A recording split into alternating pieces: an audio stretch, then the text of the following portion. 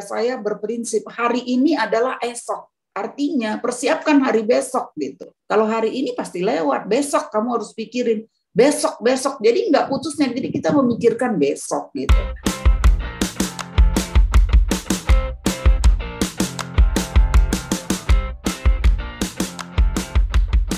Nah, ini kita sampai di penghujung pertanyaan nih, ya.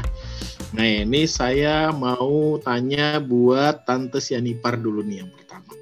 Tan, ya. Sekarang kan banyak nih orang muda, anak-anak muda yang baru punya anak dan masih kecil-kecil atau bahkan masih bayi.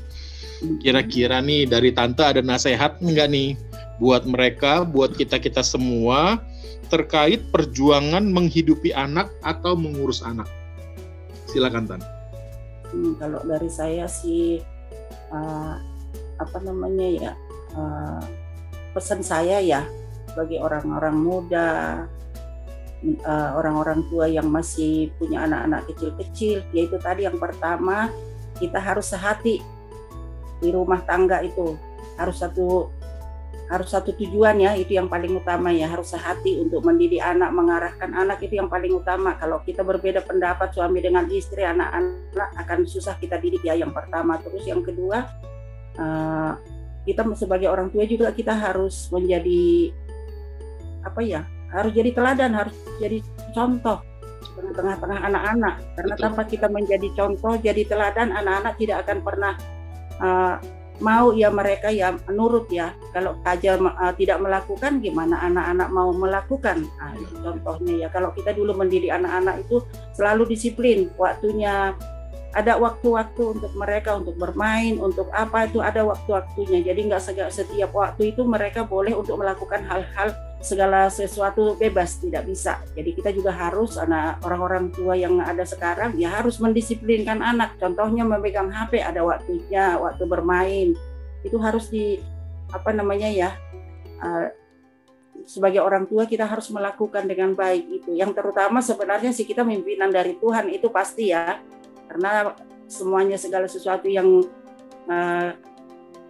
kita rindukan, yang kita mau lakukan semua karena pertolongan Tuhan. Namun sebagai orang-orang tua, jadilah menjadi orang tua yang kuat,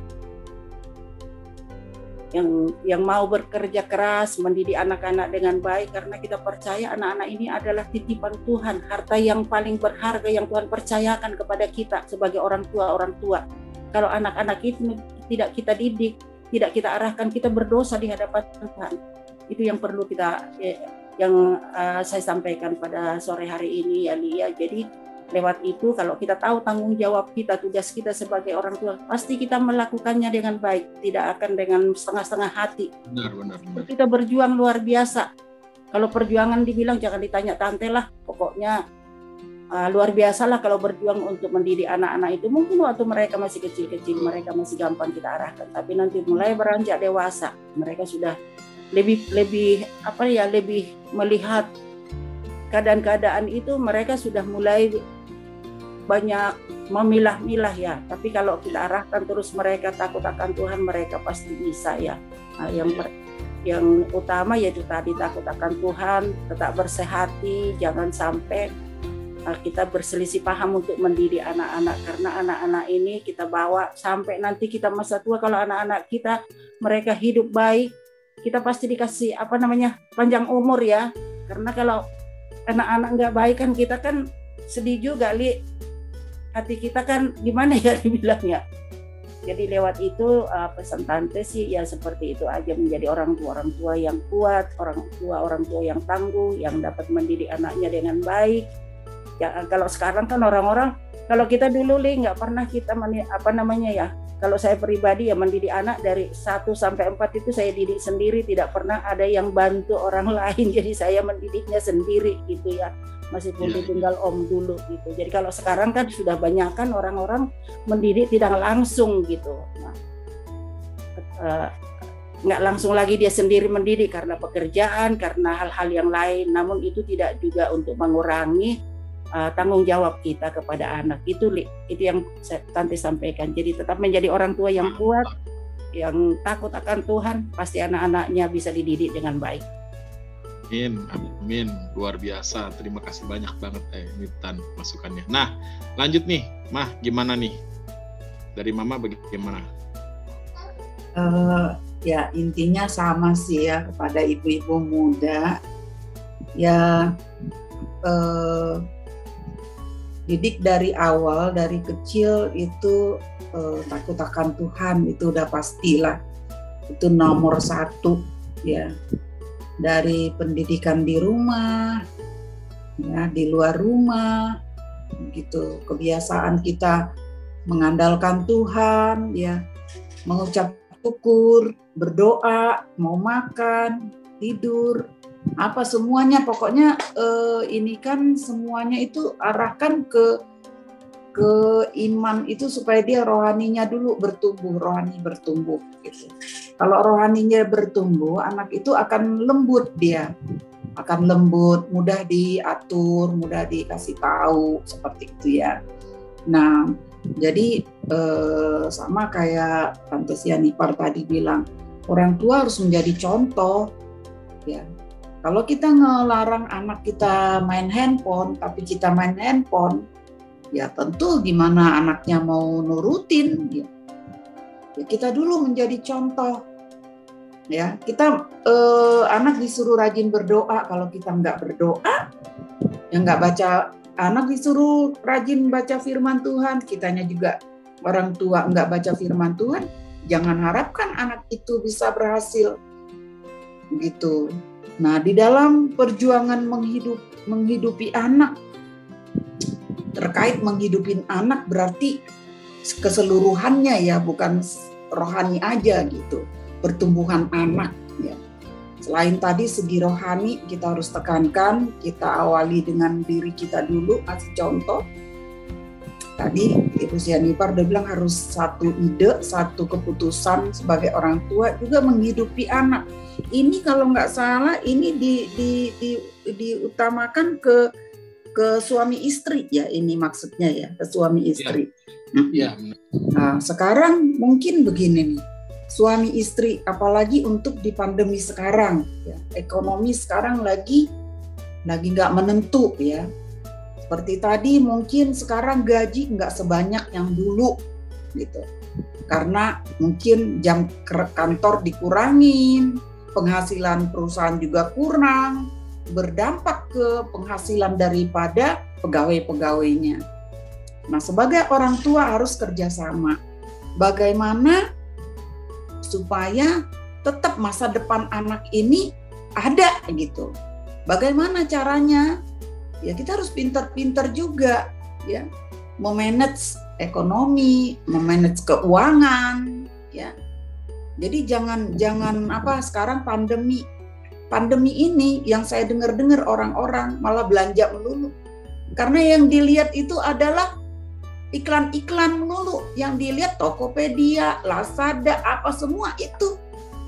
Di iklan di itu aja, di WA aja, main game mama aja masuk melulu itu Lazada, masuk melulu Tokopedia. Mereka itu apa ya, gencar banget mempengaruhi kita, menawarkan sesuatu gitu. Nah, sebagai orang tua kita ya jangan, kita harus menyiasati. Bukan saya bilang jangan belanja online, belanja memang kadang lebih murah kok gitu. Tetapi kita juga di dalam mendidik anak ini supaya anak juga terdidik bahwa segala sesuatu yang kita butuhkan itu yang kita harus beli ya, supaya ekonomi kita terjaga gitu. Kedepannya yang penting anak ini nanti 5 tahun lagi udah sekolah, udah masuk SD, setelah itu masuk lagi ke SMP, bla bla bla bla. Mendingan itu yang kita lebih perjuangkan. Kita nggak tahu ekonomi kedepannya nanti membaik apa tidak gitu. Jangan sampai itu terancam. Kalau menurut saya berprinsip hari ini adalah esok. Ya, hari ini bukan hari ini adalah esok. Itu dulu si Opung yang ngajarin. Hari yang sebenarnya adalah besok. Artinya persiapkan hari besok gitu. Kalau hari ini pasti lewat, besok kamu harus pikirin besok. Jadi nggak putusnya, jadi kita memikirkan besok gitu. Sebenarnya itu bagus sih itu ya, filosofi seperti itu.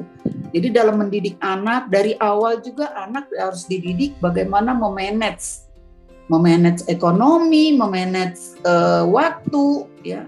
Semua harus diajarin. Sekarang memang banyak sekali ya, saya bilang orang-orang tua yang muda ini, karena zamannya mungkin juga berbeda ya. Berbeda, semuanya serba ditawarkan dari online, ya memang banyak sekali pengaruhnya. Kalau kita nggak tahan, alhasil yang nggak perlu juga kita beli. Termasuk mama juga. Kemarin mama beli bibit-bibit tanaman dekat di online. Ya, bibit tanaman. Dia di fotonya itu bagus, bla bla. Karena mama butuh mau nanam di tapos, beli. Ternyata lebih bagus yang mama pergi ke taman-taman, beli di pinggir jalan tanamannya gitu. Saya pikir saya udah nggak mau dah, saya tuh nggak butuh seperti itu gitu ya, biarin saya capek sedikit ke sana, saya puas dan itu lebih murah, lebih bagus lagi gitu. Itu salah satunya sih ya. Jadi jiwa-jiwa muda ini ya perlu belajar lah ya, belajar, jangan terlalu terpancing dengan tawaran yang ada, dengan kehidupan. Ya mama kan tadi udah cerita, kita itu tinggal di samping asrama, itu tetangga itu beli mesin cuci ya, beli mesin cuci, TV-nya ganti. Kalau dulu awal bulan langsung anak-anaknya diboyong kemana, ke Ramayana, pulang-pulang gotong kelihatan tuh bungkus Ramayana. Rasanya gimana tuh anak-anak saya? Enggak gitu. Tapi saya bukan itu perjuangan. Kebetulan saya nggak ngirian gitu, nggak tetangga punya ini saya pengen ini, enggak juga sebenarnya itu. Nggak ke situ saya, puji Tuhannya nggak gitu. Saya perjuangan ya bagaimana nih anak nih sekolahnya, bagaimana nih nanti ini buat bayaran sekolah, buat bayar ini, buat beli, cukupkan dulu kecukupan gitu. Jadi ya belajarlah. Dari segi rohani udah pasti tadi udah banyak Tante Sianipar udah bilang ya, lakukan dulu roh yang takut sama Tuhan, itu udah penting banget gitu di awal. Rajin-rajin dia cerita, boleh bukan nggak boleh nonton yang lain ya, boleh main game boleh, tapi benar ada waktunya. Jangan sampai juga anak kita kurang pergaulan, nggak ngerti apa-apa, nggak ngerti dunia lain gitu ya, jangan juga gitu. Tapi itu ekstra, memang harus orang tua harus ini. Zaman sekarang ini, zaman pandemi ini banyak di rumah, ya itu kesempatan banget. Makanya kadang-kadang mama renungin, ini pandemi ini Tuhan izinkan pasti ada maksud Tuhan. Tuhan tuh lagi mendidik semua manusia, semua orang, supaya merenungkan gitu, bahwa Tuhan itu kepingin apa dari kita. Mungkin banyak kita di rumah, banyak merenungkan kasih Tuhan, banyak mendengar suara Tuhan, banyak membaca firman Tuhan, banyak dekat sama keluarga, semuanya gitu. Jadi kepada ibu-ibu, bapak-bapak dan ibu-ibu muda, pasangan-pasangan muda ya, berjuanglah untuk anak ya, yang semaksimal mungkin. Ya, lihat kita orang-orang tua kayak Tante Sianipar bilang, aduh kita kalau ada pepatah bilang kepala jadi kaki, kaki jadi kepala, itu buat anak semuanya. Semuanya untuk anak. Nggak ada, ibaratnya kita dulu makan, kalau mama nih makan nih, mama makan nih yang terbaik misalnya ya, kasih dulu yang penting anak kenyang dulu. Ya, kalau ada ayam, yang penting anak makan dulu apa, gue ceker-cekernya, kepala-kepalanya atau apanya udah cukup bagi saya. Semua untuk anak. Jadi memang kedepannya itu semua untuk anak. Apapun itu semua orang tua saya tahu itu. Tetapi jangan salah didik ya. Banyak orang tua yang salah didik. Kalau mama ya kamu tahu nih, mama tuh galak. Memang mama strength orangnya. Banyak orang tua udahlah kasihan. Akhirnya dilonggarkan ya. Udahlah. Anaknya misalnya jam sekian nggak pulang, nggak dicariin. Oh mama nggak bisa, kamu kan tahu. Ya nggak bisa. Dia udah ini belum? Udah berdoa belum? Udah baca firman Tuhan belum? Udah apa belum? Apa? Memang sepertinya kita kayaknya mendikte banget ya. Tetapi ya itulah gaya orang tua. Kita kayaknya khawatir anak ini nanti jadi bagaimana di depannya. Karena firman Tuhan juga bilang zaman bukan semakin baik. Zaman itu semakin jahat. sekarang aja udah situasi gini, bagaimana ke depannya kita membangun anak kita, membangun fondasi yang kuat, yaitu takut akan Tuhan, disiplin. Nah, kembali lagi ke orang tuanya dulu. Segala sesuatunya, ya jangan bilang kerohanian aja. Ya, memanage keuangan, memanage rumah tangga, hubungan keluarga itu penting. Ya, jangan pikir kita juga ini anak keluarga kita, ya udah kita aja. Ya, itu sepupu itu nanti aja. Enggak bisa. Orang yang takut, yang taat kepada Tuhan, ke keluarga kemanapun harus bersosialisasi. Ya, harus itu semuanya keluarga. Kalau kita jadi berkat, mau jadi berkat. Dididik anak dari awal bagaimana menjadi kesaksian, menjadi berkat nanti besarnya. Ya, kayak Tante Sianipar bilang kalau anak udah gede-gede udah susah diajarnya. Dari awal, dari kecil, say hello kepada keluarga, ya, menghargai semuanya. Keluarga jauh, keluarga dekat, saudara, yang tetangga kayak apalagi teman segereja, seiman, semuanya kita harus semuanya bisa bisa jadi berkat lah, gitu kan. Sekarang kan Agustus ini kayak tadi khotbah Pak David itu kan generasi